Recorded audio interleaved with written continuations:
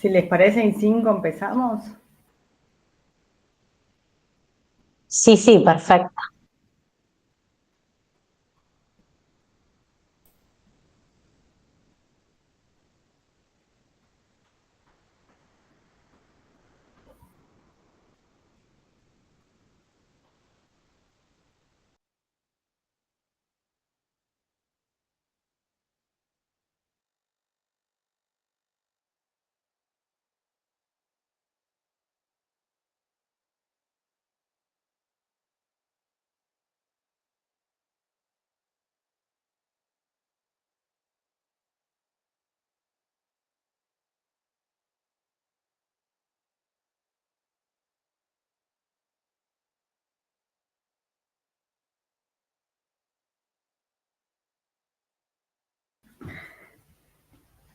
Bueno, buenas tardes a todos y a todas.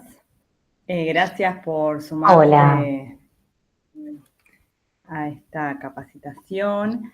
Me presento un poquito, yo soy Cecilia Molina, soy licenciada en Ciencias Ambientales, así que mi especialidad es en ambiente, así que les voy a contar un poco de eso.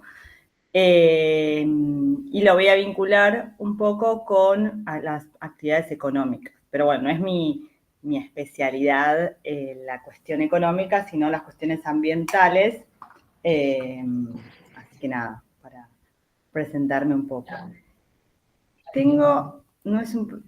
No me aparece. Espera que dejo de compartir. Bueno, en principio, en nombre del programa de Economía Social UPE, junto con Alejandra Paulete, que es la directora del programa, te damos la bienvenida y te agradecemos, Cecilia, por sumarte a este proyecto, brindándonos todo tu conocimiento y toda tu experiencia en un tema tan importante como es el ambiente, el cuidado del medio ambiente y cómo eso se relaciona con los proyectos, los emprendimientos productivos de la economía social, ¿no?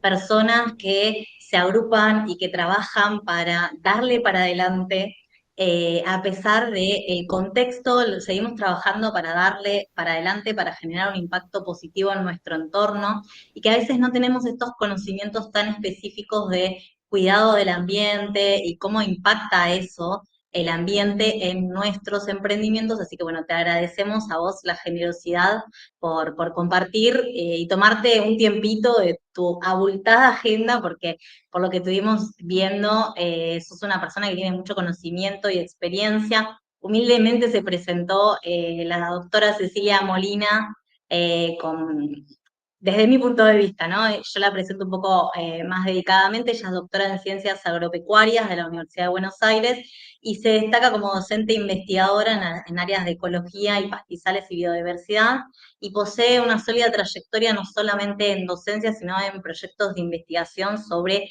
conservación y desarrollo sostenible y ha trabajado en la inserción de la ciencia y la economía y la tecnología en diferentes emprendimientos. Entonces, bueno, ahora nos va a compartir su experiencia y compromiso con el impacto local, eh, que nos facilita muchísimo para este taller, para que podamos aprender un poco más y sobre todo pasar a la acción. Así que si te parece bien, dejo de compartir pantalla y te doy la palabra a vos. No sé si Alejandra querés compartir algo más. Saludar a todas, a todos, una vez más, por conectarse en este cuarto y último encuentro de octubre, pero seguramente en noviembre, que ya estamos lanzando los otros 4 próximos encuentros en el, en el acompañamiento y el fortalecimiento, pero siempre como disparadores, no como determinantes o cuestiones distantes, sino muy por el contrario, que nos permitan reflexionar y traer puntos de encuentro que nos vinculen y que podamos acompañar a fortalecer en el vínculo dentro de todas las áreas que de la universidad podemos acercar hacia el interior, tanto académico como investigación, como extensión, que se ven a través de cada uno de nosotros. Hoy Cecilia, que nos acompaña, que es una docente de la casa, investigadora, que tenemos el privilegio de escuchar. Ella dudaba en cuál podía ser el interés sobre el medio ambiente que podíamos hablar, y seguramente ahí me va a corregir porque todo el tiempo estamos aprendiendo y sé que no se dice medio ambiente, y ahora ella nos va a estar indicando, y es hermoso que eso suceda porque nos pone siempre frente al aprendizaje. Así que, Ceci, de parte nuestra, más que agradecerte, te escuchamos atentos y seguro después vamos a brindar un espacio de intercambio. Perfecto, bueno, muchas gracias por la presentación. Sí, bueno, como les decía, no soy experta en economía, acá está Ale para eso, pero sí contarles un poco sobre eso, como los impactos ambientales y también un poco las soluciones para que no sea eso, como en un contexto donde hay un montón de cosas negativas a nivel global, qué es lo que podemos hacer también desde los emprendimientos. Y ahí les voy a compartir una presentación que armé. Ustedes díganme si la pueden ver bien. Ahí la voy a agrandar a ver un poco. ¿La ven grande o se ve chiquita todavía? Yo la veo perfecto. Sí, se ve grande. Bien, perfecto. Bueno, y para empezar,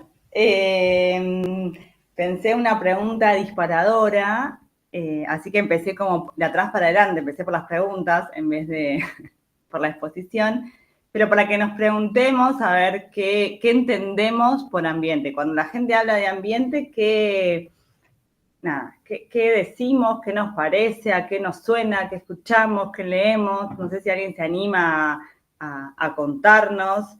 No hay una respuesta correcta, por supuesto. Ahora vamos a reflexionar un poco qué es.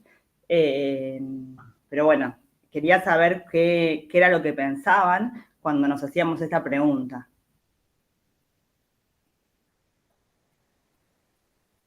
Veo que no sé si alguien escribió en el chat o yo ya dejé de ver el Meet, así que si alguien quiere hablar, que abra el micrófono directamente, no hay problema.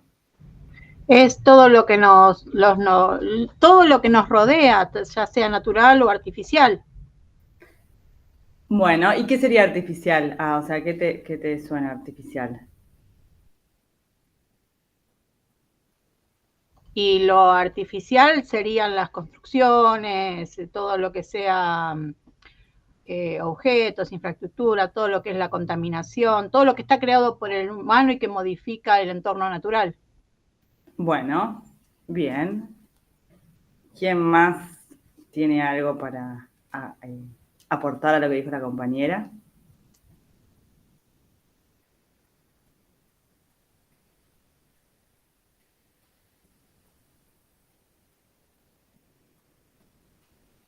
Me suena a mí ecosistema, como sistemas vivientes, pero bueno, después también pienso, ¿no? En las energías, en lo solar, en ese intercambio de universo, y ahí ya me pierdo. Bien, está bueno. Levantó la mano Canela y Víctor también. No sé si quieren compartir en el micrófono. Víctor, Canela. Hola, buenas tardes, ¿cómo están? Hola. Bueno, para mí se refiere a todo el entorno que nos rodea con respecto a la naturaleza y a lo que sobrelleva el ser humano, y abarca también lo social, el comportamiento social. Ese forma parte del medio ambiente en general, ¿no? Bien. ¿Y había alguien más, no, con la mano levantada? Sí, ¿qué tal? Buenas tardes. ¿Qué Soy tal? Víctor. Un gusto. Gracias por la invitación. Siguiendo con lo artificial que comentaba Andrea, se me ocurrió que podrían ser todo lo que es, digamos, fabricado, no sé, las plantas de plástico, por ejemplo, ¿no? Las flores, no sé, las plantas de plástico. No sé, se me ocurre, antaño veía que el gobierno de la ciudad pintaba piletas, las pintaba de celeste así en los parques, eso sería un entorno artificial, ¿no? Un ecosistema artificial. Por lo menos, no sé, para engañar a la mente y pensar que me voy a meter a una pileta. Digo yo, no sé. Bien, bueno, súper interesante. Una cosa que quería aclarar antes, que Ale lo dijo al principio, esto de ambiente, medio ambiente. En realidad, o sea, medio ambiente es cierto que se usa muchísimo, pero cuando se empezó a hablar de los problemas ambientales y el ambiente, se empezó a hablar en otra lengua, digamos, se empezó a hablar en inglés en las conferencias internacionales y se hablaba de environmental. ¿Y qué pasa? Cuando hicieron la traducción, en realidad la traducción es ambiente, porque no es medio, o sea, no es la mitad de un ambiente. Pero cuando hicieron la traducción de estas conferencias donde se empezaron a hablar de los problemas ambientales, quedó eso, como medio ambiente. Entonces, de hecho, hay un montón de artículos que dicen, bueno, ¿por qué no es medio? Porque no es la mitad, sino como que era el medio, que es lo que ustedes decían, el medio en el que habitamos. Pero eso es el ambiente, no es que es medio ambiente, no es que es la mitad de lo que habitamos. Quedó, digamos, de una mala traducción del inglés al español y nada, de hecho hay ministerios de medio ambiente todavía, así que, y no solamente en nuestro país, pero cuando pensamos en el ambiente es eso, es el entorno, somos nosotros también, nosotros somos parte de ese ambiente, no es que está alejado, no es la naturaleza solamente. Hace unos años salió también hace varios años, esto que ustedes hablan del ambiente artificial, hace varios años empezó a usar un concepto que es el ambiente construido, que es esto, ¿no? Los edificios, las rutas, los desagües cloacales, bueno, todo lo que sea construido en la infraestructura por los seres humanos.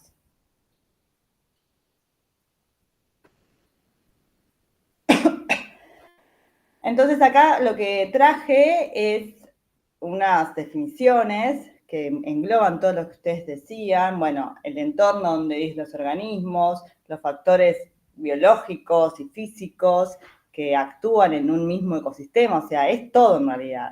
Los recursos que interaccionan con otros organismos, con organismos vivos y los organismos no vivos, las interacciones que hay entre diferentes organismos.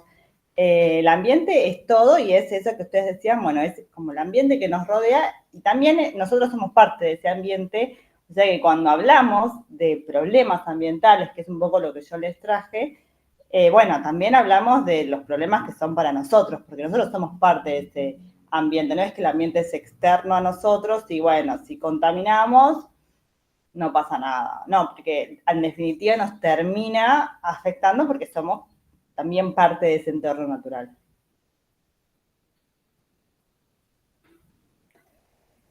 Y cuando hablamos de los problemas ambientales y hacemos referencia a, bueno, qué es lo que está pasando a nivel global, a nivel mundial, hay diferentes como factores que están causando estos problemas ambientales de los que vamos a hablar un poquito ahora. Uno de ellos es el aumento del crecimiento poblacional.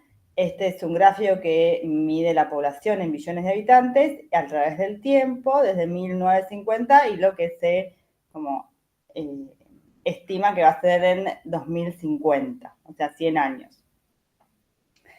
Y lo que se ve es que en el mundo, que es lo azul, está aumentando la cantidad de personas que viven en el mundo y que va a seguir aumentando.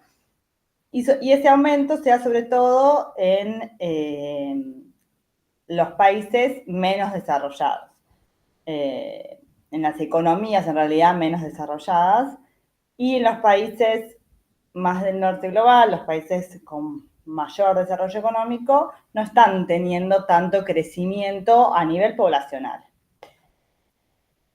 ¿Y qué pasa? Esas personas usan los recursos naturales, usan los bienes naturales, usan ese entorno, ese ambiente para vivir. Entonces, el aumento poblacional nos esperaría, bueno, entonces si aumenta la población, hay más consumo de recursos.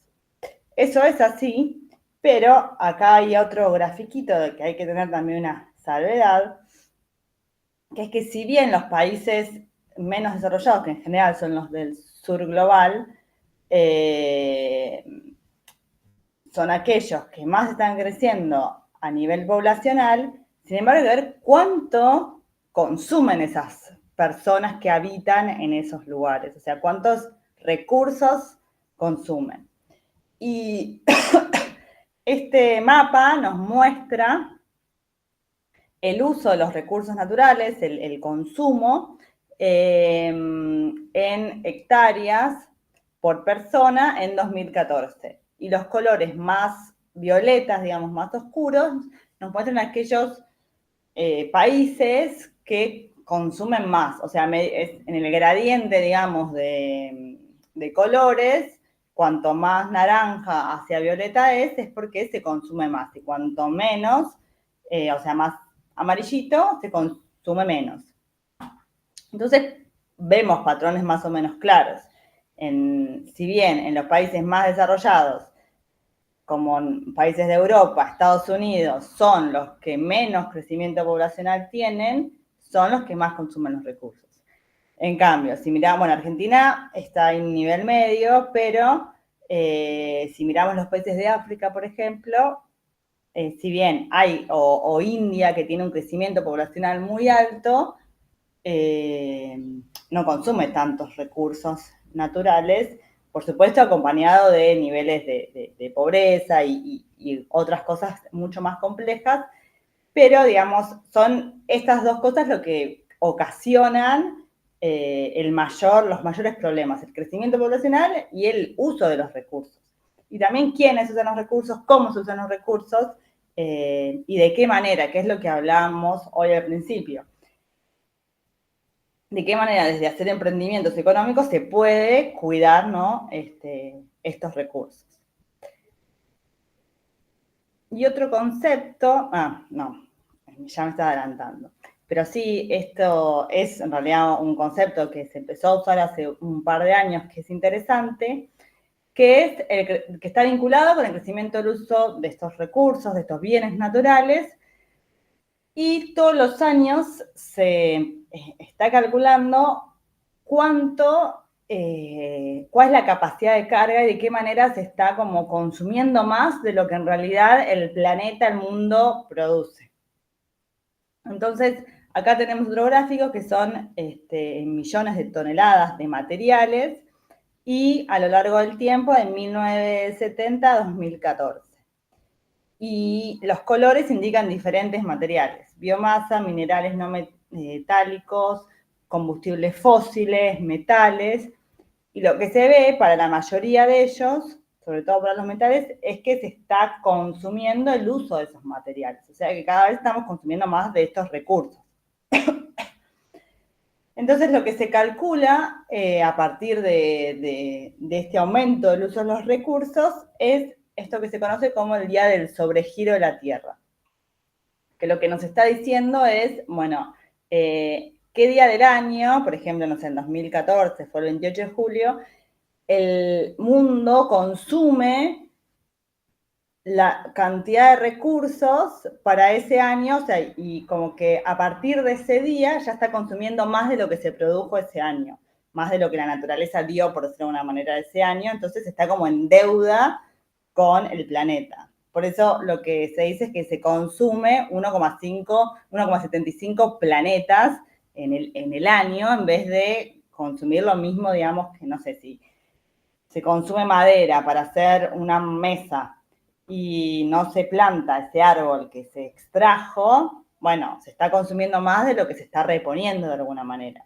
Son cálculos súper complejos, pero para que nos demos una idea de esto, ¿no? De que se consume más el planeta de lo que se regenera por sí mismo. Entonces, claramente es un problema porque los recursos Hay algunos que son renovables y hay otros que no, y si consumimos demasiado esos recursos se van a terminar agotando para las generaciones futuras. De hecho, hay problemas que los vamos a ver ahora que están ocurriendo en este momento. No hay que pensar en el futuro, sino que ya están pasando.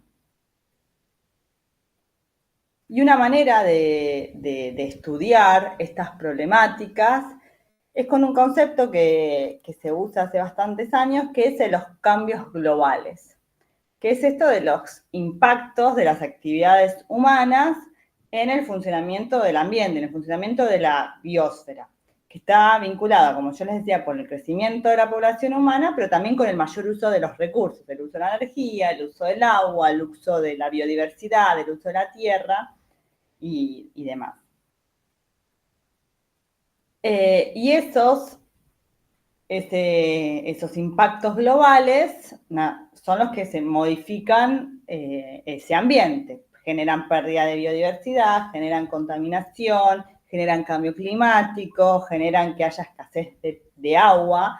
Y claramente todos esos problemas nosotros nos vemos, somos por supuesto el factor que los produce como dentro de las actividades humanas, pero también somos o tenemos la capacidad de pensar en distintas soluciones.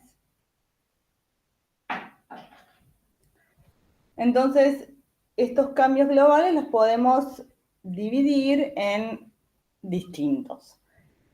Estas actividades humanas, que son la agricultura, la urbanización, el comercio, la industria, generan diferentes cambios globales como, bueno, el cambio en el uso de la tierra, ya sea porque deforestamos un lugar para cambiar, no sé, sacamos un bosque y ponemos una plantación de trigo, las forestaciones, cuando se foresta con especies madereras y no se hacen prácticas sustentables y se cambia ese ecosistema natural, que quizás no era una forestación de un pino, por ejemplo, bueno, ahí hay un cambio en el uso del suelo. Cuando hay pastoreo en un lugar donde naturalmente no hay, también es un cambio en el uso del suelo. Después tenemos los cambios en la biodiversidad. O sea, la biodiversidad es una manera de estudiar a la diversidad de la vida de los organismos vivos.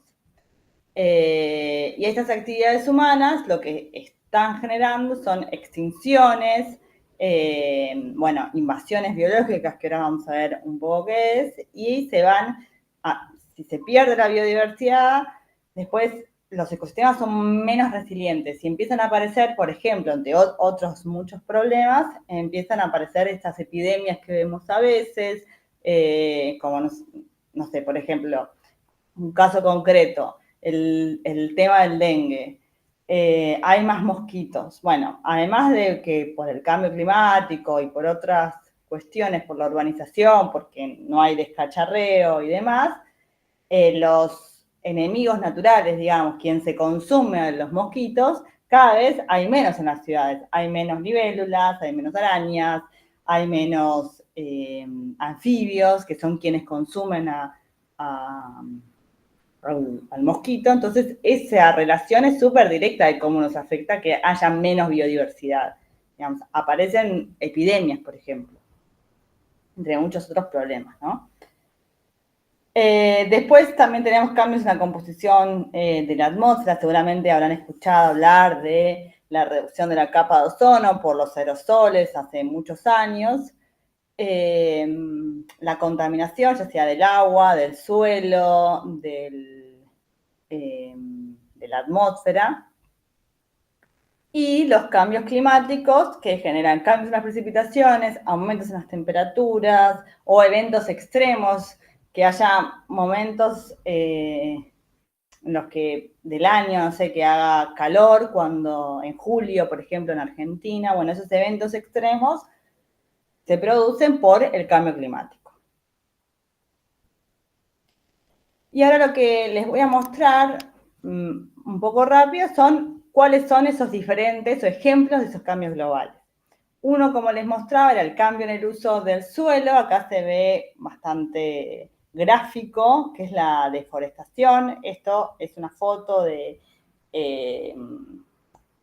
bosque chaqueño en el norte de nuestro país, donde hoy el problema de deforestación está en esa zona, se está desmontando el bosque nativo para la implantación, sobre todo de soja. Y eso claramente cambia totalmente ese uso del suelo. Y esta es una plantación de pinos, que si bien, por supuesto, todos consumimos o todos tenemos algún mueble de pino, tenemos una resma donde escribimos que viene en general de estos árboles, y no es que está mal que se produzca, sino de la manera en la que se produce. Hay muchas maneras hoy en día, o tecnologías nuevas, o ideas, básicamente, para dejar espacios naturales dentro de esas forestaciones y evitar que ese cambio de uso del suelo tenga consecuencias tan negativas.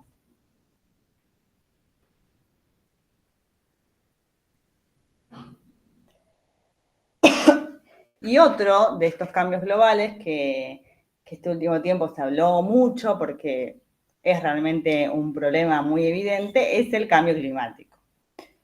Y me voy a detener un poco a explicar un poco qué es y cómo se evidencia el cambio climático, y bueno, lo que hablamos, que genera aumento de las temperaturas, mayor eventos de precipitaciones extremas.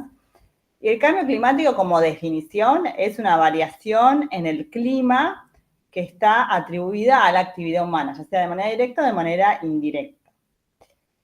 Y se debe, digamos, ese cambio climático se debe principalmente a que aumentan los gases de efecto invernadero por encima de los niveles naturales. Ahora vamos a ver qué es ese efecto invernadero. Y, o sea, lo que tenemos que saber es que es un aumento en el clima que no es de manera natural, sino que hay bastante evidencia que muestra que es producto de las actividades humanas. Y no podía hablar de cambio climático sin explicar qué es este efecto invernadero. Es un poco complejo, pero de manera sencilla lo que tenemos que saber es que en la Tierra llega la radiación de la atmósfera, ¿no? Llega la radiación, incide, por eso, no sé, hay sol, vemos el sol, hace calor, y dentro de esa radiación que llega a la Tierra hay una parte que es absorbida por la superficie terrestre, o sea que es este rayo que se ve acá.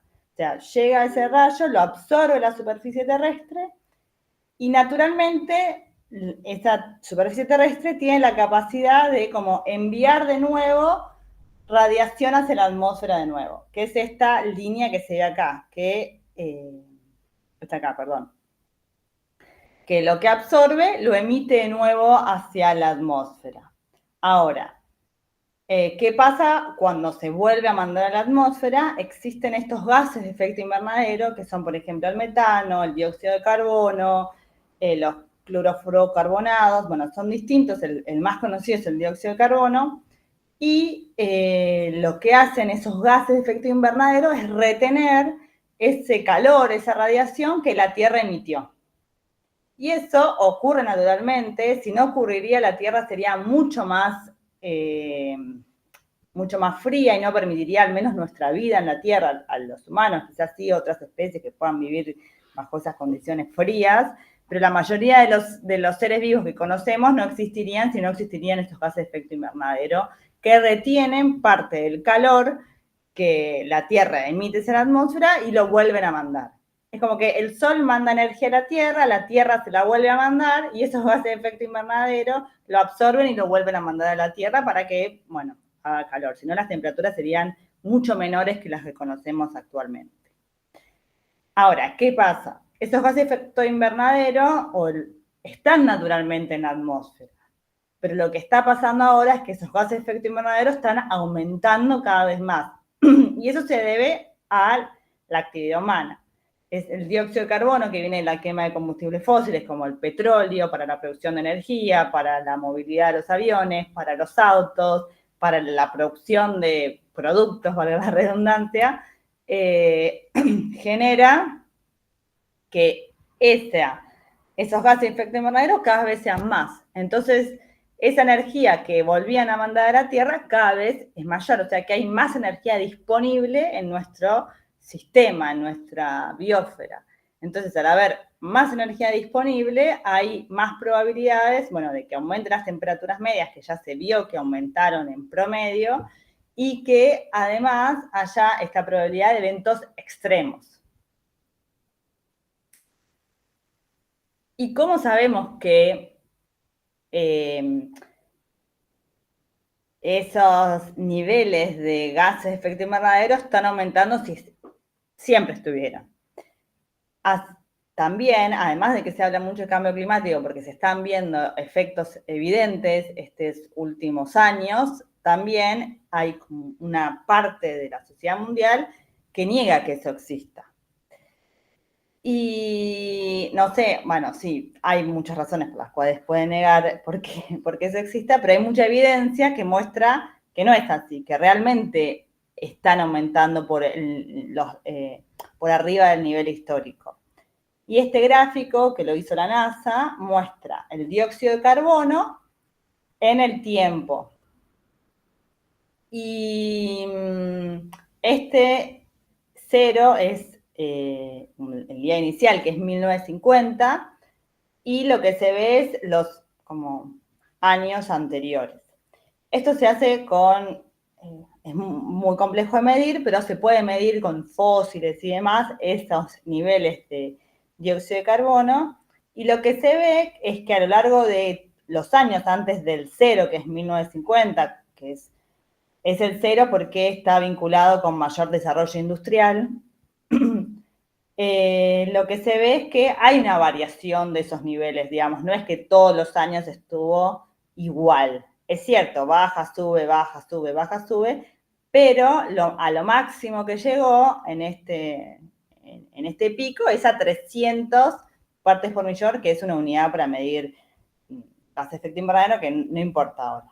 Pero se ve que hay una variación, pero tiene como un tope que es el nivel histórico. ¿Qué pasa? A partir de 1950 hasta ahora, ven que ese aumento es cada vez mayor. Y no baja, primero, y segundo, que supera ampliamente, o sea, estamos por arriba de 400 ahora, ese nivel histórico. O sea que acá hay que ver como la tasa de crecimiento de esas emisiones. Entonces, claramente, no es algo natural, sino tiene que ver con mayor desarrollo industrial, automatización de un montón de maquinarias que necesitan combustibles fósiles, mayor uso de combustibles fósiles, que son los que emiten este dióxido de carbono.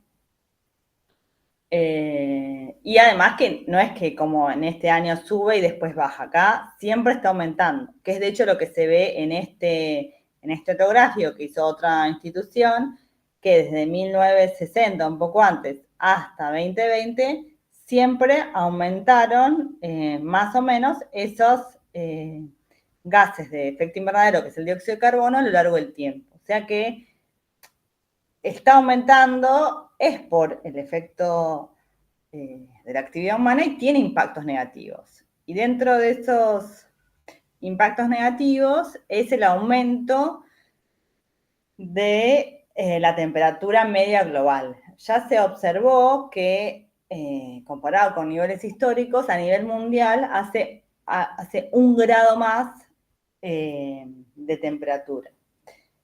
Parece que no es que, bueno, en Buenos Aires en vez de hacer 30 hace 31, sino que realmente genera cambios bastante grandes y no es que genera 1 grado más en nuestras temperaturas, sino es como a nivel global, es un promedio a nivel global. Pero eso hace que haya inviernos que son muy calurosos o muy extremos, en algunos momentos muy fríos, y que los veranos también, puede haber veranos que genera esos cambios extremos, que en verano haya olas de calor muy grandes o quizás haya días que haga 10 grados bajo cero.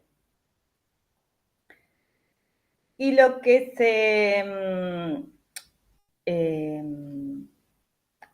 promueve desde organismos internacionales que trabajan con el cambio climático es que se necesita un cambio en la matriz energética, un cambio de cambiar de combustibles fósiles a energías limpias, además de reducir esos cambios en el uso del suelo, o sea, que se deje de deforestar, que se empiecen a implementar prácticas agrícolas, ganaderas más sustentables en el tiempo, y que la energía, o sea, lo que se llama descarbonizar, que se deje de usar dióxido de carbono, o sea, emisiones de dióxido de carbono, y se pase a energías más limpias. Y bueno, cuando hablamos de qué cosas generan olas de calor, esto que es la desertificación, inundaciones, deshielo. Ya hay bastante evidencia en nuestro país que la superficie de glaciares se redujo por efecto del cambio climático, bueno, incendios forestales.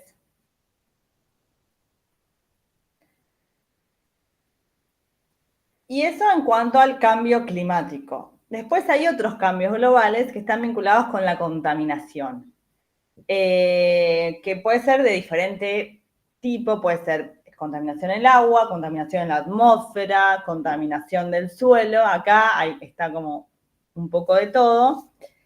Y acá se ve, por ejemplo, bueno, basurales a cielo abierto, plásticos que llegan al mar y producen problemas en la fauna del mar.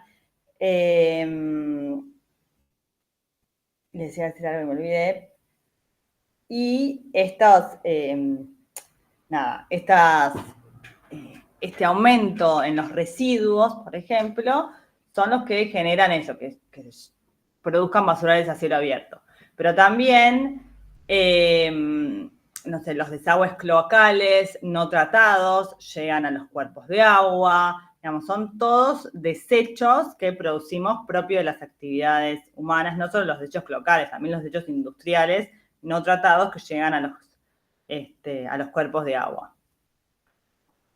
Y por supuesto que contaminan el agua, cambian la composición del agua, perjudica a la fauna, pero también perjudica a las personas que viven ahí. No sé, se me ocurre ahora, si uno vive cerca de un parque industrial, en el AMBA hay muchos parques industriales, y esas empresas no tratan sus efluentes llegan a los arroyos, a los ríos que están cerca, y después, si las personas que viven ahí consumen agua de pozo, por ejemplo, bueno, eso filtra de las napas, entonces también consumimos esa contaminación. Digamos, no es que queda, bueno, solo es el problema para las aves o los peces que se alimentan de ese cuerpo de agua, sino también que en definitiva nos termina perjudicando.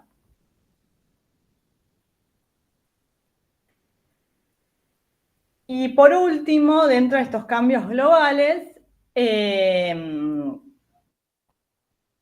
tenemos cambios en la biodiversidad. Y esos cambios en la biodiversidad se dan, por la extinción de las especies, cambia la distribución en algunas especies. De hecho, por el cambio climático han cambiado su distribución, como que van migrando a otras partes, invasiones biológicas. Y acá traje una nota, que creo que la pongo en todas las clases porque me parece que está buenísima, que el nombre es plantar un árbol es salvar al planeta. Y lo que se discute, después se las puedo compartir en este trabajo, es que siempre está esa idea de, bueno, vamos a plantar árboles porque el árbol es bueno, porque veíamos recién que hay cambio climático. Y bueno, el árbol, a través de la fotosíntesis, absorbe dióxido de carbono, que es un gas de efecto invernadero, entonces no puede fallar. Y en realidad, cuando uno planta lo que sea, tiene que pensar también cuál es su distribución natural. Si uno mira como el mapa del mundo, hay muchos ecosistemas diferentes y no todos son bosques. Entonces, no es que plantar un árbol cualquiera, en cualquier lado, está bien por el mero hecho de que sea un árbol, sino que tiene que ser un árbol que naturalmente esté en esa zona, o quizás hay zonas donde no había árboles, había otros tipos de vegetación. Entonces, plantarlo no genera una buena acción, de hecho puede ser un problema.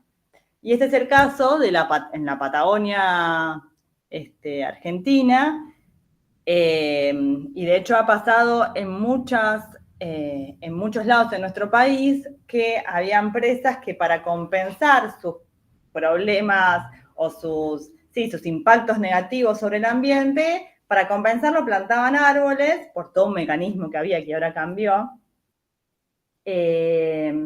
para captar dióxido de carbono y reducir el efecto invernadero.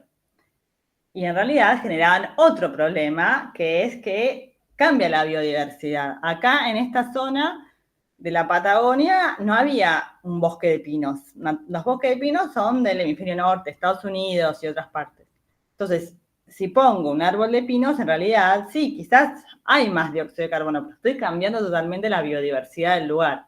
Sumado que en la Patagonia lo que pasó con las plantaciones de pinos es que se volvieron invasoras, o sea que crecen de manera desmedida y compiten con la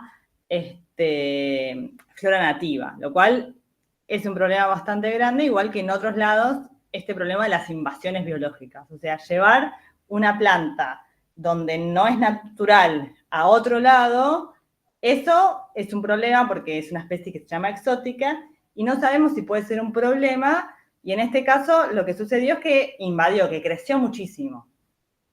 Y hay muchos ejemplos como este, y en ese otro gráfico los que les quiero mostrar es acerca de las extinciones que hay a nivel mundial.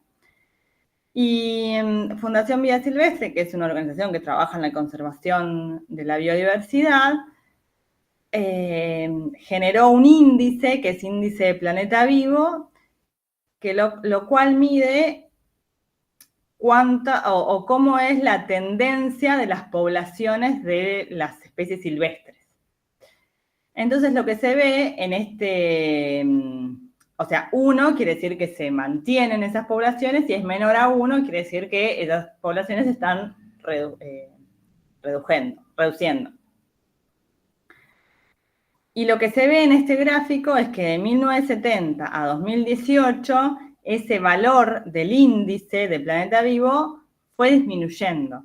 Y eso se debe a que hay menor población de un montón de especies diferentes de especies silvestres. Entonces, si se disminuyen las poblaciones de las especies silvestres, lo que termina ocurriendo son extinciones. Y eso, como hablábamos recién, estamos perdiendo biodiversidad. Y cuando yo le hablaba de estas invasiones, bueno, ¿qué es esta de la especie exótica invasora? Y acá una definición es que son plantas, animales, hongos que son transportados, ya sea de manera voluntaria o accidental, fuera de su área de distribución natural.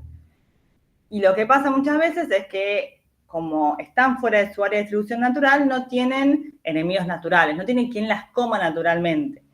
Entonces empiezan a crecer y compiten con las especies locales. Y entonces a veces al competir con las especies locales generan que las poblaciones de esas especies locales se empiezan a reducir y muchas veces generan extinciones y pérdida de biodiversidad.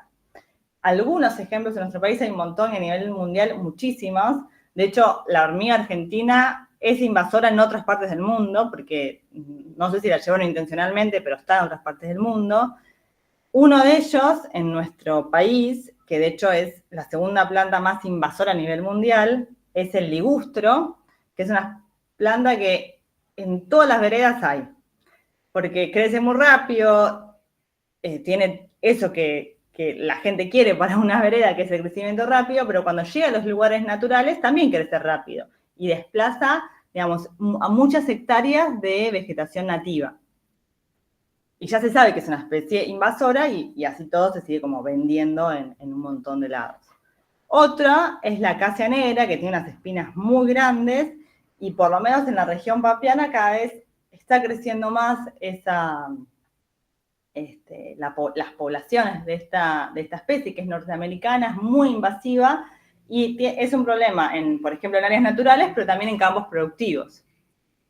Otro ejemplo en nuestro país, en diferentes partes, es el jabalí, que se introdujo, no me acuerdo si para caza o por qué razón, y nada, tiene un impacto muy grande en los lugares en donde está, porque es muy destructivo del ecosistema y compite con los animales nativos.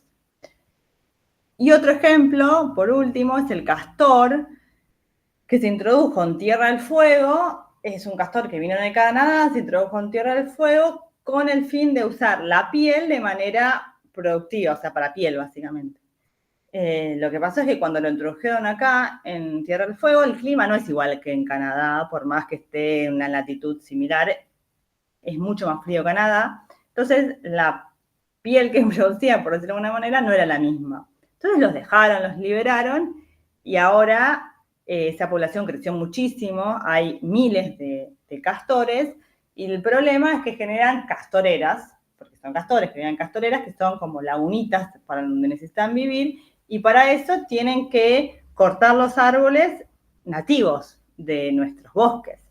Entonces esos árboles se mueren en pie porque no están acostumbrados a vivir en un lugar de inundado. Entonces genera problemas muy grandes, y así podemos pensar un montón de especies diferentes invasoras en el país y en el mundo también. Entonces, parece todo súper negativo y bueno, la verdad es que hay tantos problemas, ¿por dónde empiezo, no? ¿Y qué podemos hacer? Acá les traje un gráfico que seguramente lo conocen mejor que yo, que es, bueno, la forma de producir de la economía lineal, si se quiere, donde, bueno, se extraen recursos naturales, como por ejemplo, si ponemos un ejemplo, las bolsas que están en la última foto, y para producir es un derivado del petróleo. Entonces se tiene que extraer petróleo de algún lado. Para su producción se necesita energía, como esta fábrica que produce bolsas o produce lo que sea, digamos, un ejemplo hipotético, y emite gases de efecto invernadero hacia la atmósfera. Esa bolsa se usa, vamos, compramos y se tira, se desecha. Esa bolsa llega a los basurales, llega al mar, llega a distintos lados y ahí termina su ciclo, digamos, termina generando residuos. Sin embargo, hay otras maneras de producción que tienen que ver con esto de la economía circular, en la que la materia prima también genera una producción con un diseño más sustentable, se distribuye, se consume, pero luego vuelve a ser, a través de la gestión de residuos, a través de la reutilización de este producto, vuelve a ser materia prima. Entonces el ciclo se cierra y no generamos desperdicios en la producción. Si bien digamos, en la producción no, en el destino final. Si bien siempre va a haber problemas, externalidades, digamos, no es que no se genera ningún impacto negativo, en toda actividad económica se generan impactos negativos, el problema es tratar de que, el punto es tratar de que ese impacto negativo sea el menor posible. Y acá les traje un caso, que de hecho es de un colega y amigo mío, que se llama Regenera Compost. El compost es un proceso en el cual se tratan los residuos orgánicos. O sea, por ejemplo, un restaurante que tiene mucho uso de vegetales, de hortalizas, y tiene residuos de cáscara, residuos de pedacitos que no usa, bueno, genera un montón de residuos, y de residuos húmedos, residuos orgánicos. Y entonces este emprendimiento, que es una cooperativa de 3 personas en Mar del Plata, que empezó en 2021, lo que hace es que ofrece la posibilidad de gestionar esos residuos orgánicos domiciliarios. También puede ser de industrias, sobre todo para aquellas personas que no pueden hacerlo en su casa, no pueden hacer ese compost en su casa. Entonces, no sé, pensemos en nuestra casa, compramos un paquete de yerba, tomamos mate, y en vez de que esa yerba vaya a la basura, lo que hacen ellos es juntan ese residuo húmedo y hacen lo que se llama compost, que es el proceso de descomposición natural de los residuos húmedos. Entonces acá lo que se puede ver es como el proceso, ¿no? Ellos, bueno, uno se inscribe, ellos te dan un balde que tenés en tu casa, luego cuando está lleno o las veces que uno queda en la semana, ellos lo pasan a buscar, lo llevan a un campo, hacen el compost, tarda algunos meses, y cuando está tratado el humus, que es el producto final, ellos te devuelven una bolsita más chiquita, lo que uno le da, que es la bolsita de humus final, de esa tierra que se puede volver a usar para los jardines, para las macetas, para lo que sea. Entonces, se le da un ciclo a ese residuo. Bueno, como yo les decía, ese compostaje que acá se ve en la foto es un proceso de descomposición de la materia orgánica que es natural, lo hacen las bacterias y los microorganismos y se vuelve a generar parte de ese humus del suelo. Entonces, lo que ofrecen ellos, este emprendimiento, es para aquellas personas que no pueden hacerlo en su casa porque no tienen tiempo, porque no tienen ganas, porque no les sale, o para aquellos grandes generadores como industrias, como, bueno, yo les decía restaurantes, bueno, ellos se ocupan de eso y se evita que ese residuo llegue a destino final como un basural a cielo abierto o un relleno sanitario, que por más que se trate, sigue siendo un problema porque no está separada la basura. Y algo interesante para comentar de este proyecto es que a partir de ese proceso en el que la gente elige compostar sus residuos, también empieza a tener como ese compromiso ambiental, porque empieza a ver cómo es su tasa de consumo, cuáles son los residuos que genera, digamos, empieza a tener un cambio de hábito en su hogar. Y yo les había mostrado recién, bueno, cuáles eran esos cambios globales. Una era la contaminación por los residuos, por ejemplo. Entonces, de esta manera tenemos una reducción de residuos. Cerca del 50%, por ejemplo, en el AMBA de los residuos que se generan son orgánicos. O sea, son húmedos orgánicos, que son las cáscaras, la yerba, cosas que pueden fácilmente ser transformadas en humus. Entonces, digamos, si existieran más de estos proyectos, quizás más gente podría ocuparse o reducir su cantidad de residuos. Y esos residuos que contaminan, esos basurales, también emiten gases de efecto invernadero.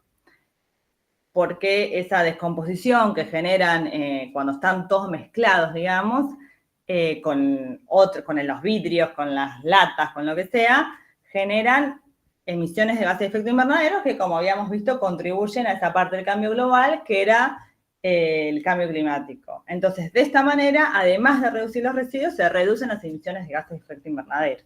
Y además, bueno, para quienes lo hacen, es su trabajo, es un emprendimiento de economía circular. Otro emprendimiento que tiene que ver con reducir estos impactos de los cambios globales, que hay varios, pero me gustó traer que es una producción de plantas nativas, que es pampeana, que está, si no me equivoco, en Tandil. Lo que hacen es producir especies nativas. Recién veíamos todo el problema de las exóticas. Lo que hacen acá es al revés.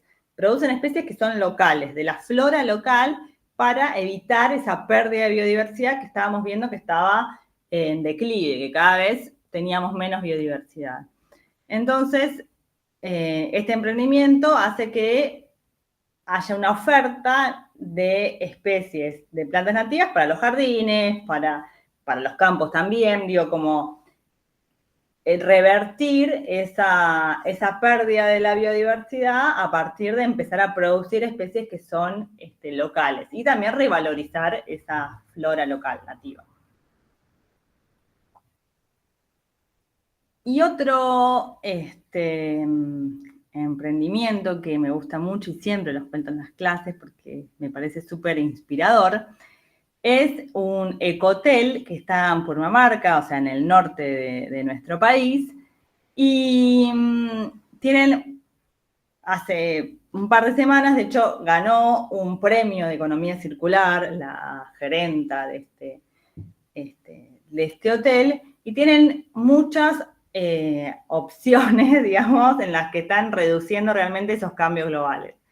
Una es que su jardín, el jardín del hotel, está o sigue, digamos, un lineamiento de poner especies locales. Como no pone especies que son eso como el ligustro, especies europeas, jardines europeos, no. Bueno, estaba en la puna y pone especies propias de la puna, como cactus, plantas suculentas, bueno, las plantas nativas de esa región. Entonces, valoriza de esa manera ese ecosistema. Y además, tener estas especies nativas hace que se utilicen menos recursos para mantenerlas, porque están adaptadas a las condiciones locales. Entonces, no hay que regar más en un lugar tan seco, no hay que usar fitosanitarios, como dice acá. ¿Por qué? Porque son especies que están adaptadas a vivir con determinados enemigos naturales, por decirlo de alguna manera. ¿Hay alguien que levantó la mano o algo? Sí, Andrea, sí, lo que tiene ella que tiene ganado varios premios y Sí. hace todo un trabajo social allí en Purmamarca y trabaja para toda la comunidad. Ella se recibió en Alemania, estudió mucho tiempo allá y es muy interesante todo. Si pueden seguir el Instagram, yo la sigo hace muchos años, tengo comunicación con ella y hace un trabajo divino. Sí, tal cual. Yo la invito siempre a las clases que doy en AUMBE porque tienen que ver con hoteles y turismo, impactos ambientales, porque es realmente muy inspirador todo lo que hace, y la sigo en las redes también, y por eso vi que había ganado justo este premio Economía Circular hace poco. Y nada, y es una demostración de que se puede tener una actividad económica sin tener un impacto ambiental tan grande. Y además, bueno, ella o este hotel tiene, debido a sus actividades que favorecen el ambiente, tiene una certificación de Ecotel, de hoteles más verdes. Y otra de las cosas que hacen, bueno, esto de la reducción de los residuos, ¿no? Como decía la compañera, también trabajan con la comunidad, trabajan con cooperativas y esa es una manera también de evitar que se contamine, que se generen residuos que llegan al ambiente. Y al igual que hablábamos recién, también generan compost, o sea, con sus residuos orgánicos generan compost, no lo mezclan con el resto de los residuos que pueden ser reciclables, por ejemplo, y también promueven que la gente use menos, no sé, plásticos de un solo uso, para que no se usen botellas descartables y que después se tengan que o reciclar o lleguen a disposición final. Y además, una manera de reducir el consumo de energía en el norte de nuestro país es un lugar muy interesante y muy bueno para la energía solar. Entonces, invirtieron un montón de plata para que gran parte del hotel esté abastecido con paneles solares y energía solar. Y de esa manera reducen esas emisiones de gases de efecto invernadero que genera el uso de combustibles fósiles como el petróleo, el gas, el carbón. Y además, bueno, como decíamos recién, reducen los residuos porque hacen compost, porque tienen una gestión de hecho con la comunidad para reducir los residuos reciclables y para reciclarlos, para llevarlos a una cooperativa que trabaje con ellos. Y además, bueno, tienen un trabajo en la protección de la biodiversidad, que hablábamos recién con este diseño de jardín con especies nativas.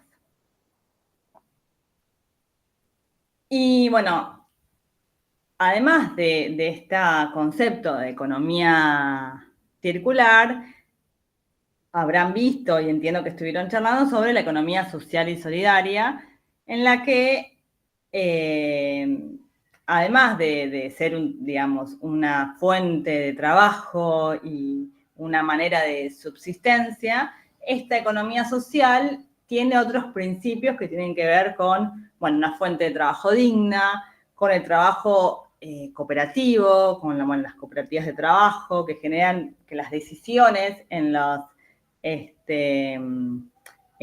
ese trabajos se generen de manera equitativa, o sea, se generen de manera consensuada, que haya un compromiso con el entorno, con la comunidad local, donde se haga, por ejemplo, alguna actividad económica, y de la sustentabilidad ecológica o sostenibilidad ecológica, que, bueno, es quizás de lo que más puedo decir y lo que veníamos hablando. Y bueno, y dentro de esa sostenibilidad más ecológica, tiene que ver esto que hablábamos recién, ¿no? Reducir, reutilizar, reparar aquellos materiales para que vuelvan a ser materia prima y se puedan volver a usar. También desarrollar modelos de producción que sean conscientes, que no tengamos que traer o que se estimule la economía local, la economía de cercanía, que no tengamos que traer productos de China o de otros lugares y tratar de que el circuito sea a nivel local. Y también, y de manera interesante, esto de promover una cultura regenerativa. Hoy en día está muy en boga esto de la regeneración, porque, bueno, hemos degradado mucho los ecosistemas naturales, entonces hay que buscar alternativas para regenerar un poco esos ecosistemas naturales que se están degradando. Entonces, esta economía social tiene dentro de sus principios tratar de, a través de las actividades, promover que se regeneren los ecosistemas naturales. Ay, perdón. Y acá traje dos ejemplos vinculados más con la economía social que me parecen súper interesantes. Uno es en Santa Fe, en la localidad de Armstrong, que es un caso estudio que evaluamos e entrevistamos con otro trabajo, acá les dejé la fuente, en el que proponen un uso de energías alternativas o de esto de energía solar, y lo que buscan es cambiar esa matriz energética que hablábamos hoy, que hay que descarbonizar, que hay que reducir las emisiones de gases de efecto invernadero que vienen de combustibles fósiles, pero no es que es una empresa que fue y se instaló y puso paneles solares, sino que es a través de un modelo cooperativo, en el cual, bueno, es eso, una cooperativa, donde muchos, por ejemplo, techos de la ciudad tienen en estos paneles donde se produce energía solar, y esa energía solar se introduce después en el tendido eléctrico.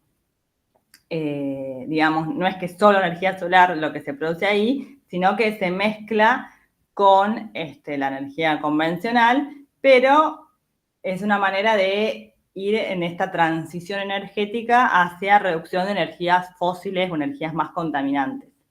Y además, algo que tiene interesante es que es a través de una cooperativa, a través de la participación ciudadana, a través de, o sea, es un proceso autogestivo en el que, intenta, y lo hace muy bien, digamos, es un ejemplo muy interesante, reducir esas emisiones de gas invernadero, pero sin desvincular a la comunidad local, sino incluyendo a esa comunidad y que todos sean parte de esa transición. Y por último, hay otra diapositiva. Acá traje un ejemplo de una cooperativa de reciclado, pero hay muchas en las que también pueden ser grandes ejemplos de esta economía circular, de la economía social. Esta es una cooperativa que se llama Reciclando Sueños, que está en la localidad de La Matanza, en el AMBA. Se fundó en 2003. Por la crisis del 2001 y por toda la consecuencia de problemas económicos que hubo en los 90 y los problemas sociales, crecieron un montón, en realidad los recicladores urbanos, ¿no? Como los que llamamos, entre comillas, cartoneros, porque era una salida de trabajo alternativa. ¿Qué pasa? A partir del 2001, 2002, esos cartoneros que quizás estaban más aislados, muchos empezaron a formar cooperativas, a trabajar en conjunto. De hecho, hoy en día hay un montón, por suerte, de cooperativas de recicladores, donde ese trabajo colectivo haga que se puede, digamos, reciclar ese material que se produce en las ciudades, y hay un lugar de acopio, hay un trabajo colectivo de después a dónde se lleva y el precio, digamos, no es lo mismo alguien que no se tiene en su casa y que va juntando como puede, que tener un espacio, pagar, o lo que se les paga también puede ser mayor si tienen mayor cantidad de reciclables. También pueden tener diversidad de materiales. A veces, si es uno solo, junta solo cartón, por ejemplo, o recolecta solo cartón o plástico. En cambio, si está dentro de una cooperativa, pueden diversificar esa recolección, entonces tener mayor disponibilidad después para venta, para que vuelva a ser materia prima. Entonces, de esta manera cierra totalmente el ciclo de económico que les hablaba al principio, de economía circular. Y una cosa interesante que tiene las cooperativas, además, que no es menor, es que además muchas veces esa asociación, esa cooperativa, hacen que las condiciones de trabajo sean más dignas, que puedan conseguir materiales, digamos, están trabajando con material que muchas veces está en la calle, entonces se necesita ropa, se necesitan herramientas, se necesitan un montón de cosas para procesar, para el material, para aplastarlo, para clasificarlo, o a veces se necesita dividir para poder disminuir su volumen. Entonces, estar en una cooperativa permite eso, ¿no? Permite que la gente que trabaja del reciclado pueda tener condiciones dignas de trabajo. Y, por supuesto, reducir la cantidad de basura que llega a disposición final reduce la contaminación y también reduce las emisiones de gases de efecto invernadero, como veíamos también que el compostaje lo hacía. Entonces, nada, es un buen ejemplo. Y ahora sí venía la diapositiva final que decía muchas gracias. Así que ahora, si quieren, abrimos un momento para preguntas.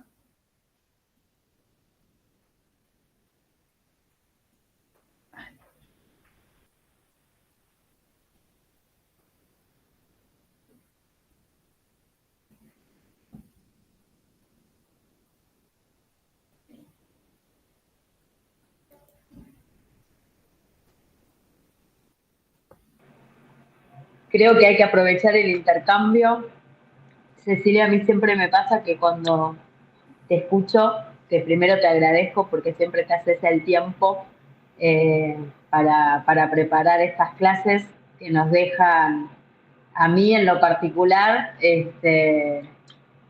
con una sensación de positiva, con esperanzas de que es posible, digo, en esta última reflexión que vos hacías, pero que también conlleva responsabilizarnos de nuestras acciones, comprendiendo un contexto más amplio, ¿no?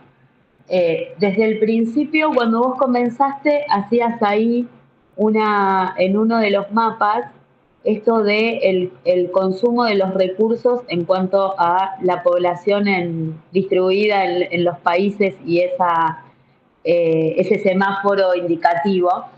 Y me quedó la reflexión de que no se representa en la cantidad de las personas, digo, pareciera ser que el consumo individual todavía no es tan dañino como el que provoca la industria, y ahí tendríamos que pensar en países industrializados del centro, ¿no? Me quedé con esa reflexión porque claramente siempre decimos, y en esto de tomar conciencia, sobre todo en economía social, en economía circular, de que nuestros proyectos ya en la concepción de los principios y valores que tiene, conlleva una responsabilidad social, y que en el cuidado del ambiente también forma parte de eso. No obstante, siempre es bueno recordarlo y siempre es bueno aprender más de esa situación en la que estamos. Ahora, aún sabiendo eso, también es una gran verdad que pareciera que las responsabilidades individuales no son tan dañinas como las que suceden en el sector industrial. ¿Es así? Está buena la pregunta porque es una gran discusión y en realidad, por supuesto que el sector industrial y sobre todo los países, como veíamos recién desarrollados, son los que más problema tienen a nivel global. El tema es que después en la cuestión local, nuestras acciones individuales también son las que repercuten, porque nos están impactando también a nivel local.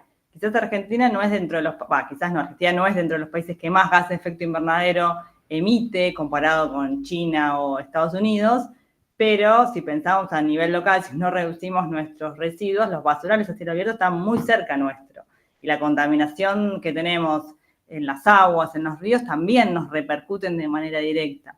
Entonces, si bien quizás decíamos, bueno, a nivel global no aportamos tanto, pero sí a nivel local un montón, porque nos perjudicamos a nosotros mismos de alguna manera. Entonces, nada, por supuesto que las multinacionales son las que más contaminan, eso no hay duda, y que sobre todo están en países en desarrollo, ni siquiera están en sus países de origen, pero bueno, digamos, todos tenemos responsabilidad, probablemente algunos tengan mucha más responsabilidad, pero todos podemos hacer algo, que también es la otra cara de esto.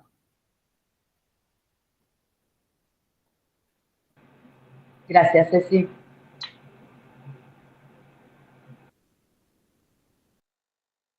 Carlos, tenías la mano levantada. Sí, perdón. ¿Qué tal? Bueno, una de las preguntas que iba a hacer tenía que ver con eso, ¿no? Con el tema de la gestión de los basurales, que es desde el pueblo más pequeño a la urbe más grande, es una problemática global, ¿no? Hay distintas formas y alternativas que se han implementado y estrategias para abordarlo, pero siempre es insuficiente, no alcanza, es un problema. De todos modos, mi comentario o pregunta va por otro lado. Yo recuerdo en algunas presentaciones, cuando iba a la universidad, que muchas veces se hablaba de los residuos, incluso a veces residuos orgánicos dentro de la producción, como cuando tenés mucho resto, por ejemplo, de poda, ¿no? Se lo trataba como un residuo, básicamente. Porque si vos apilabas el resto de poda en un sector, era un foco contaminante. De hecho, alguna bibliografía lo plantea, ¿no? Vos tenés barbechos así, amontonamiento de podas, de las hojas de los árboles, y si están apilados en mucha cantidad, se lo trata o se lo menciona y se lo trata como un residuo. Está bueno, perdón que te interrumpa, ahí hay que diferenciar dos conceptos. Uno es la basura y otro son los residuos. La basura es cuando está todo mezclado y llega a disposición final.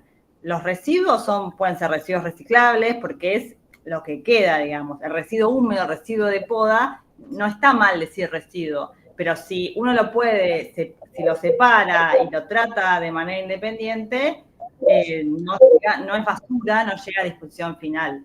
De hecho, los residuos de poda, porque está bien llamarlo así, es lo que queda de la poda. El problema es cuando eso se mezcla con el resto de las cosas y ahí se genera basura porque, contamina y no se puede hacer un tratamiento. Lo ideal, o sea, eso a nivel municipal es un montón y lo ideal es que en los municipios en algunos se hace el chipeo se llama, como que se reduce y se hace compost. El problema, por supuesto, es de comunicación también. A veces mismo la población no sabe que puede llamar, o no sé, acá en Almirante Brown, no sabe que se puede llamar y pedir que te retiren el residuo de poda, por ejemplo. Que va a chipeo y se genera ese compost. Entonces ahí hay como nada, y también lo que vos decías, por supuesto, es un problema que también es de la gestión municipal y a veces también es de las decisiones individuales. Si uno decide en su casa separar los residuos, llevarlos a donde sea, o toma otra decisión que es no separar. Y ahí también, como, bueno, todos somos parte de eso. O sea, es imposible que el Estado venga a golpear tu puerta y obligarte, al menos hoy en Argentina, a separar tus residuos. Entonces, ahí también depende de las decisiones individuales y también esto de la educación que se va contagiando a lo largo del tiempo. Por eso contaba esto de Regenera, que lo interesante también es que a medida que la gente se va sumando al proyecto y decide pagar ese servicio, también va teniendo o siendo un poco más consciente o teniendo en cuenta cuáles son los residuos que genera, la basura y los residuos que genera, y también qué consume, qué acciones toma con las decisiones que tiene o las cosas que hace en su casa. Entonces, nada. Eso... Sí. Perdón. Es factible. Sí. Nosotros con mi pareja vivíamos en la ciudad y hacíamos la separación de los residuos y en un cuadradito de 2x2 hacíamos compost y funciona re bien y tenés compost para las macetas. Es factible de hacerlo en las zonas urbanas y acá que estamos en una chacra y hay kilos y kilos de material, también se trata de compostar todo lo posible.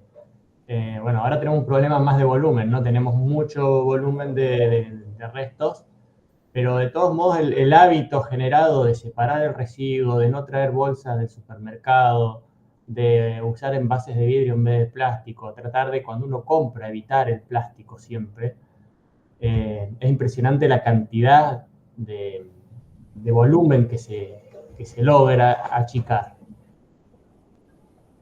Sí, totalmente. Y también, bueno, por ejemplo, en este caso, este emprendimiento, lo que buscó hacer, bueno, para la gente que no tiene tiempo y le interesa tener un impacto positivo, o sea, con el ambiente, bueno, le interesa separar los residuos húmedos, pero no tiene tiempo de compostarlo. Y bueno, y ahí tienen esa opción. Después, de hecho, hay emprendimientos que lo que hacen es producir y vender composteras, digamos. Eso también es parte de incentivar a que la gente haga su compost en su casa y de una manera estética. Yo no tengo compost en mi casa de una manera no estética porque son baldes de pintura usados, pero digo, hay otras que son de madera, lindas, y también ahí tenés una manera de motivar a la gente a que lo haga si se ve más estético, digamos. Yo quería compartir un poco que acá estamos en un curso nosotros, porque no estoy sola, estoy con un grupo de alumnos de gestión de emprendimientos productivos y bueno, te escuchábamos muy atentamente lo que decía Cecilia y pensábamos esto como de cómo estos temas, ¿no?, generan cada vez más conciencia y por ahí las generaciones más jóvenes, ¿no?, como los niños, tienen un poco más aceitados estos hábitos de responsabilidad con el medio ambiente, de cuidado, de separar los residuos, y nosotros vamos aprendiendo con ellos a seguir esparciendo esas semillas de cambio, ¿no? Que nuestras acciones también tienen un impacto en el entorno y que podemos hacer estas cuestiones o decir, como separar los residuos, como hacer el compost, o también decidir dónde consumimos, ¿no? Podemos consumir, no sé, agua con un filtro o podemos consumir Coca-Cola, que sabemos que es una industria altamente contaminante, ¿no? Bueno, eso por un lado, y por otro lado también lo pensábamos en términos de, entre comillas, el marketing que tiene ser amigo del medio ambiente, me sale decir, ¿no? Como tener esta conciencia con el cuidado del entorno, esta responsabilidad con el medio ambiente y generar pequeñas acciones como, por ejemplo, no sé, el packaging reciclado, ¿no? O de repente tenemos una... acá Jessie, una estudiante que tiene un emprendimiento, que hace productos textiles y también con muchas telas y cosas que se van reciclando, y eso también forma parte como de la economía de esta circular que nos estabas mencionando. Entonces compartíamos un poco estas reflexiones y charlas acá con el grupo. Sí, y también cada vez hay consumidores más comprometidos, como decías vos, y eligen, bueno, no voy a consumir esto que es menos artesanal o tiene un proceso de producción no solo poco amigable con el ambiente en cuanto a a la basura que genera, sino también a la cuestión de social, el compromiso social que tiene. Entonces, eso me parece que también es parte de lo que se está generando cada vez más.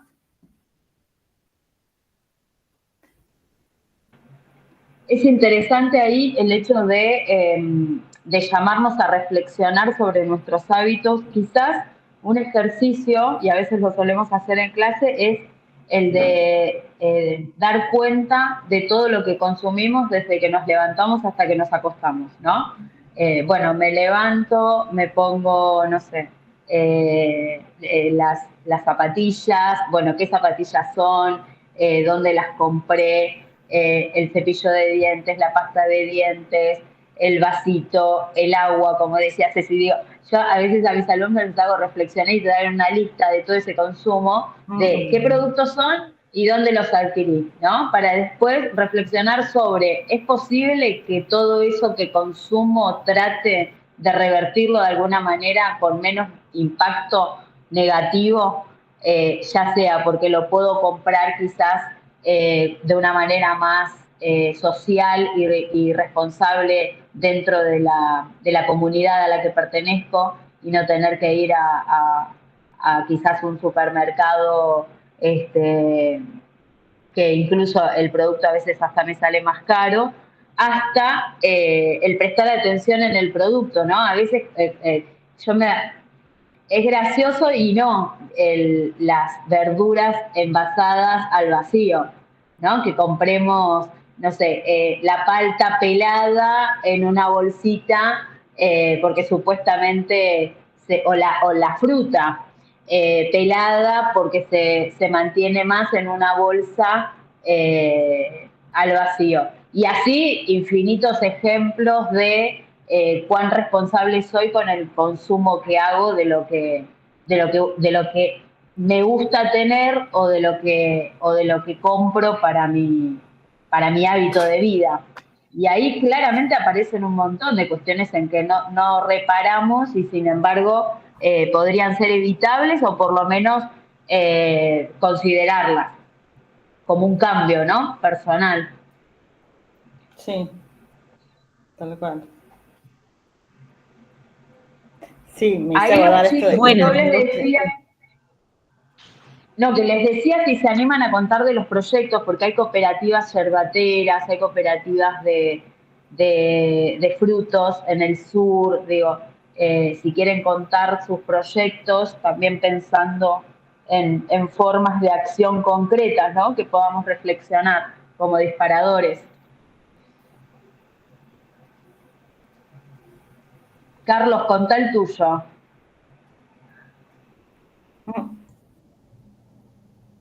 Bueno, acá, en el caso de acá de Los Antiguos, la cooperativa es una cooperativa agrofrutícola que se dedica a producción y exportación de cerezas.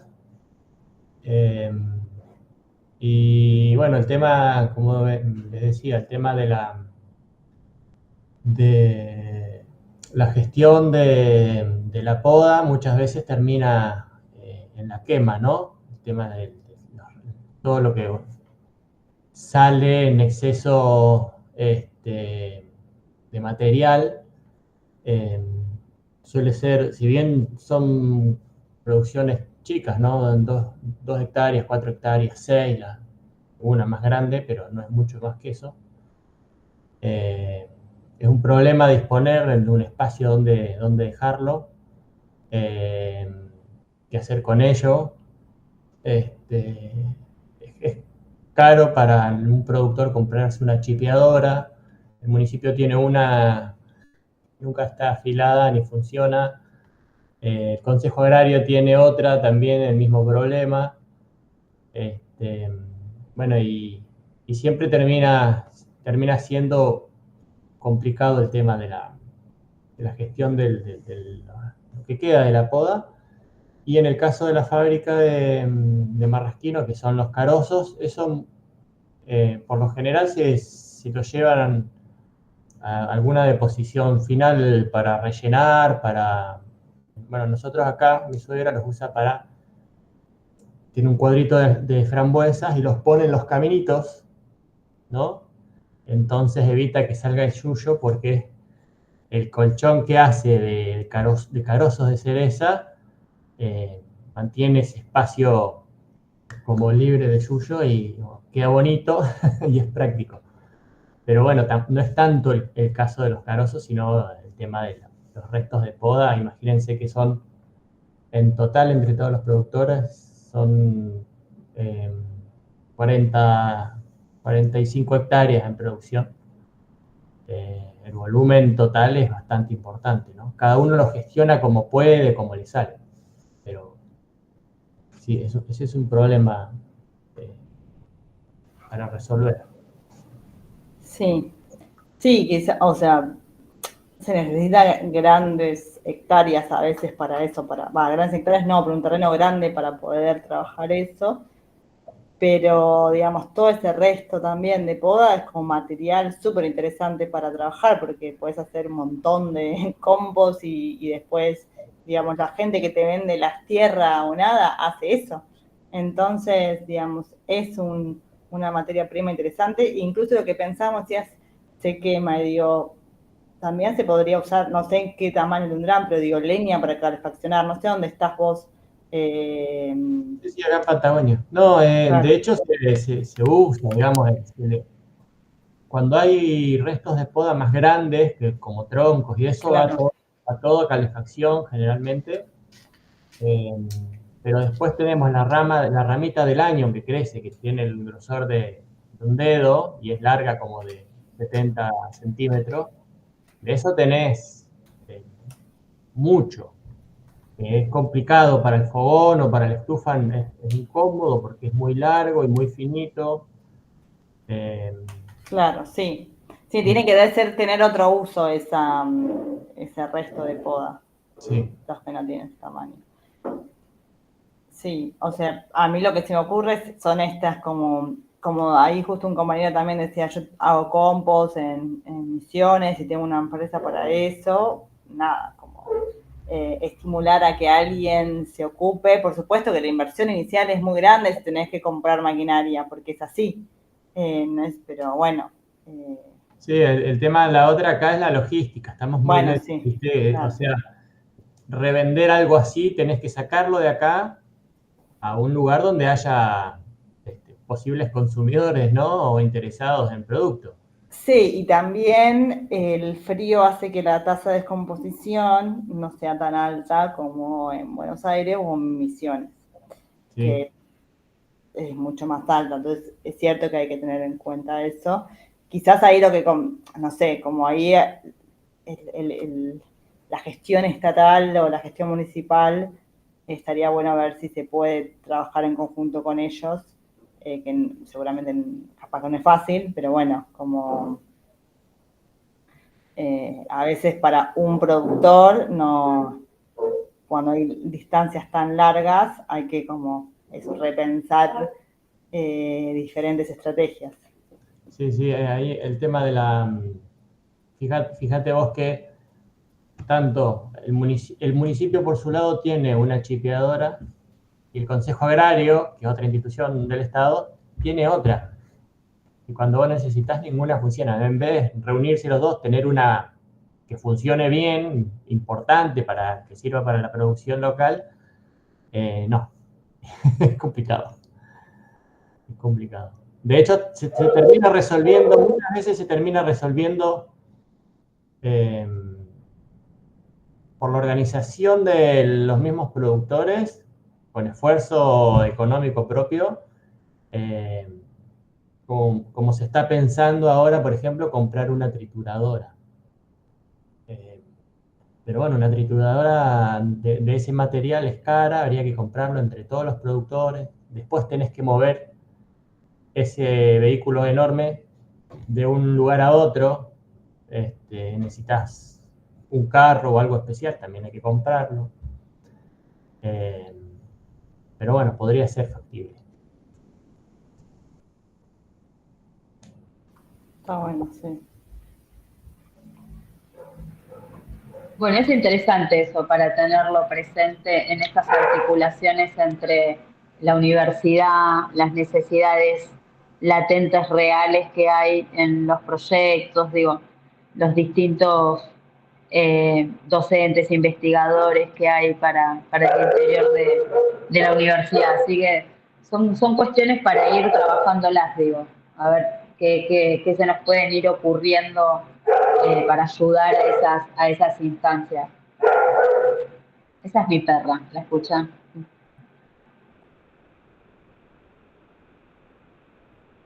Bueno, yo quería agradecerles a todos por haber participado, a Cecilia especialmente por compartir todo tu conocimiento, toda tu experiencia, también por responder nuestras inquietudes, por ponerte a disposición, la verdad, de este espacio, te agradecemos. A cada uno también por participar en estos encuentros. Queremos decirle que en nuestra página web están las nuevas propuestas de talleres de capacitación para el mes de de noviembre.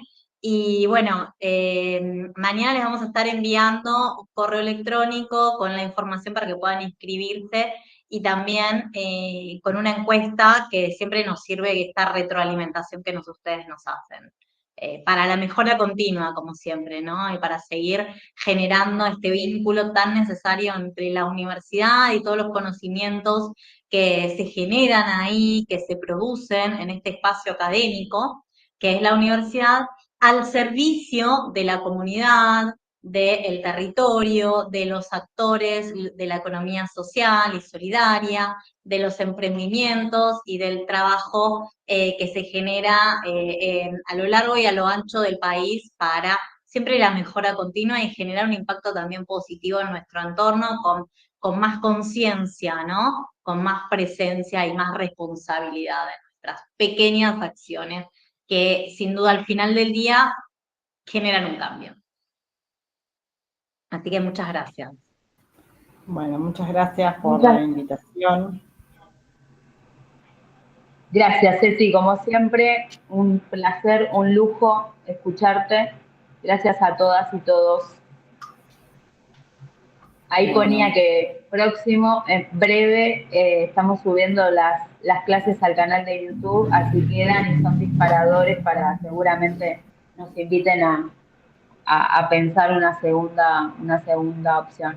Gracias, Ceci, ahí coordinando la cápsula de capacitaciones y las propuestas que se vienen en noviembre.